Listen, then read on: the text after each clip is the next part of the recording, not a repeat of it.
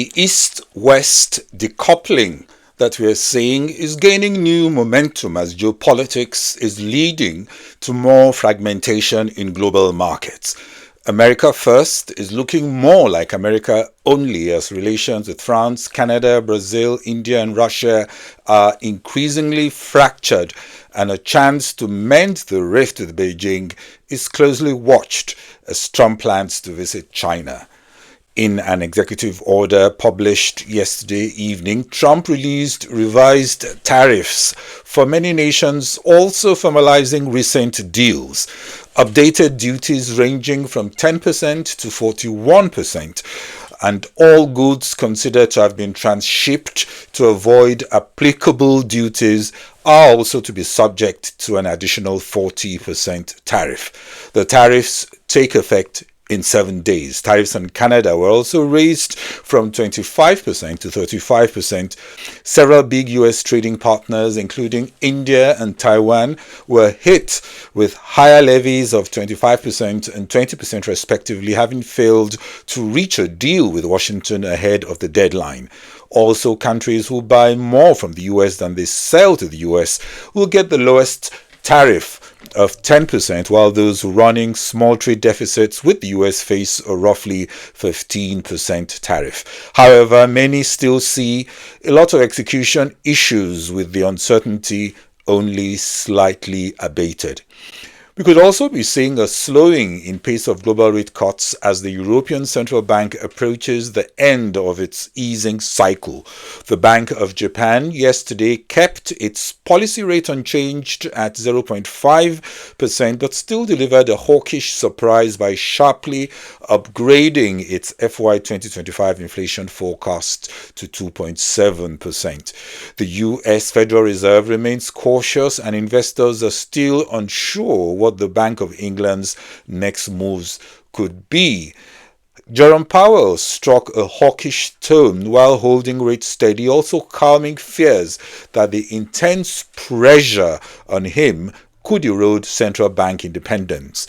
The FOMC decided to hold interest rates, although Federal Reserve Vice Chair for Supervision Michelle Bowman and Federal Reserve Governor Christopher Waller both called for a quarter-point cut. That was the first dual descent in more than 30 years. At today's meeting, the committee decided to maintain the target range for the federal funds rate at 4.25% to 4.5% and to continue reducing the size of our balance sheet. We will continue to determine the appropriate stance of monetary policy based on the incoming data, the evolving outlook, and the balance of risks. Changes to government policies continue to evolve, and their effects on the economy remain uncertain. Higher tariffs have begun to show through more clearly to prices of some goods, but their overall effects on economic activity and inflation remain to be seen. A reasonable base case is that the effects on inflation could be short-lived, reflecting a one-time shift in the price level. But it is also possible that the inflationary effects could instead be more persistent, and that is a risk to be assessed and managed. Hello, welcome back to Global Business Insights, where we consider the headlines moving markets in more depth. First, some of the main stories. Today, we are proud to report a June quarter revenue record of $94 billion, up 10% from a year ago, which was better than we expected. EPS set a June quarter record of $1.57, up 12% year over year.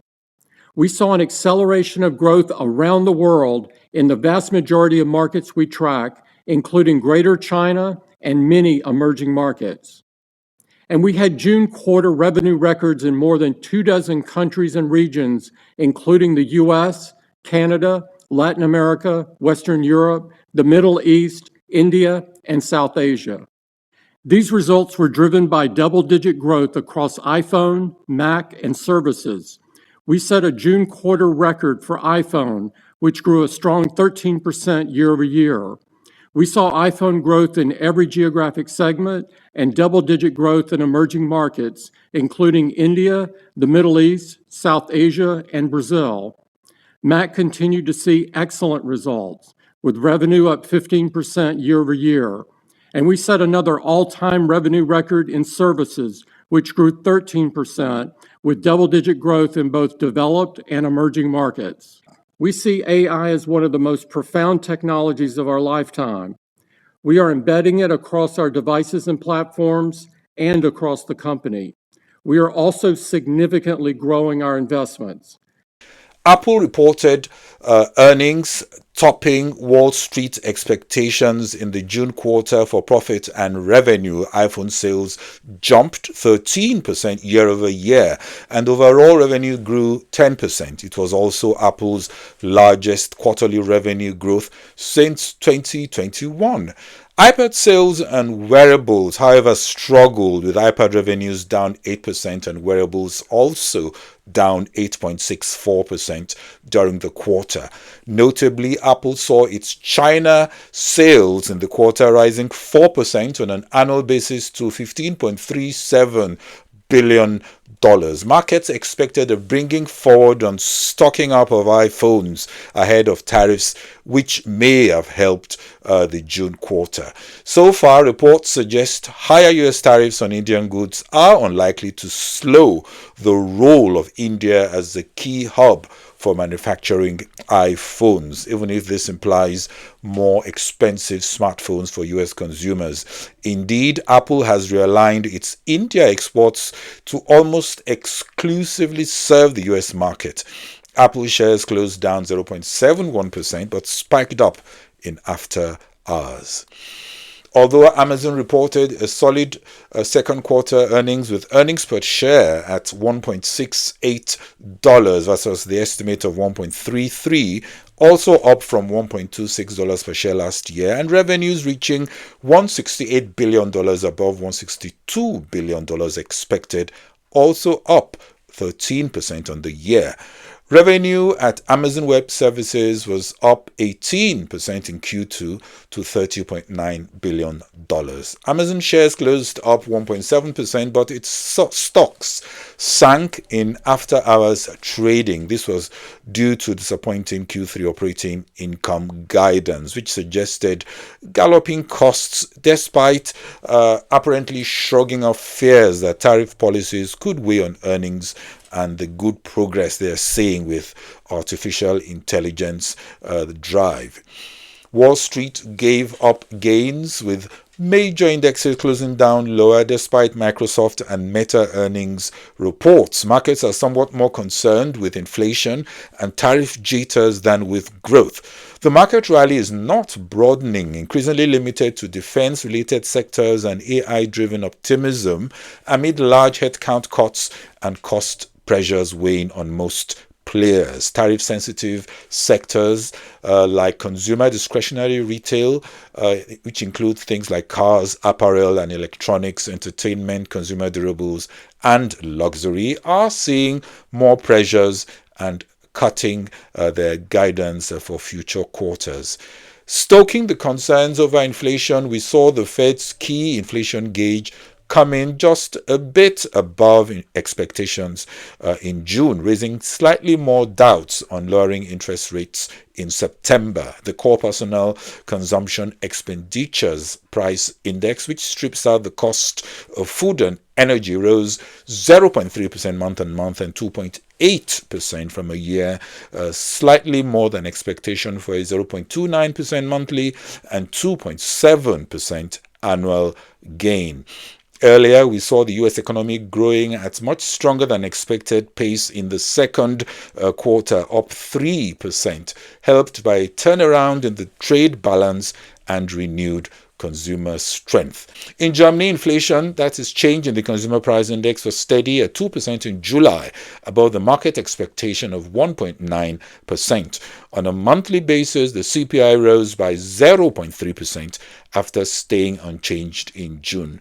While in China, the Manufacturing Purchasing Managers Index for July was 49.3, missing expectations, and activity yesterday sank, as reported, to a worse than expected contraction in July amid slower economic growth and ongoing U.S. trade tensions. This was also as orders were seen as shifting to lower tariffed countries such as Vietnam. UK oil giant Shell yesterday reported better than expected second quarter profit and maintained the pace of its shareholder returns. Despite lower crude oil prices, it posted Q2 earnings of $4.26 billion, beating expectations of $3.87 billion. Shell says it is delivering on its plans, prioritizing shareholder returns, ramping up cost savings, and doubling down on its liquefied natural gas push.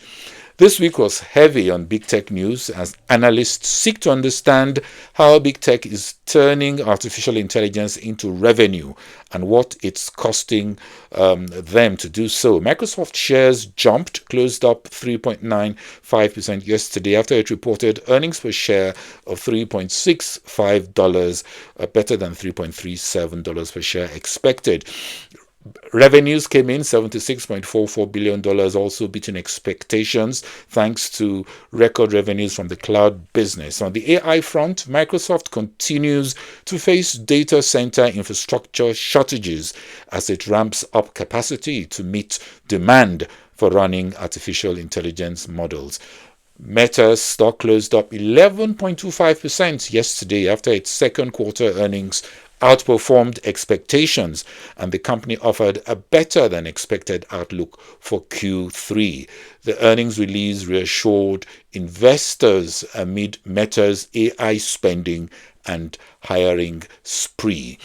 July Eurozone inflation came in at the European Central Bank's 2% target, higher than expectations of a slight fall given lower energy costs and the stronger euro. Stanbic IBTC Composite PMI in Nigeria out today increased to 54 points in July from 51.6 in June 2025. It was also the highest read in 3 months as the reading signaled a solid monthly improvement in the private sector, extending the current sequence of expansion to 8 months. Employment also grew at the fastest rate since October 2023. Sharp and accelerated expansions in output and new orders were recorded in July, with panelists surveyed reporting improving customer demand due to softening inflationary pressures. It was a busy week, ending with latest US July jobs report, which showed 73,000 jobs added and unemployment rate ticking up to 4.2% as was expected. Notably, the June jobs data, that's the last month, was also revised down to 14,000 from 147,000 jobs added. The more dovish dissenters on the Federal Open Market Committee, that's the Fed Monetary Policy Committee, may have seen something as heat on Powell is likely to be turned up. Market analysts expected the US to add 110,000 new job positions in July, below the 147,000 gained in June, which, like I said, was revised down to 14,000. Markets could react by pricing a higher chance of a September rate cut if inflation remains benign. The labor force participation rate at 62.2% changed little in July. Employment continued to trend up in healthcare and in social assistance, while federal government employment continued to decline in July, losing 12,000 jobs, now down by 84,000 since reaching a peak in January. Last Wednesday, we also got the private payrolls up by 104,000 jobs for the month, reversing a loss of 23,000 in June and topping the forecasts, while as expected annual wages growth were up 4.4%. Global shares fell after the US unleashed new tariffs on dozens of trading partners, with investors still unnerved by the uncertainty and what may be the start of another chapter in the global trade war. Just ahead of the US tariff deadline, South Korea agreed to invest $350 billion in the US and to purchase energy products worth $100 billion. The US will now charge a lower 15% tariff on imports from South Korea, down from a threatened 25% as part of the deal. Well, that's it on this special edition of Global Business Insights. Enjoy your weekend. This is Bode Oshosami. Bye-bye.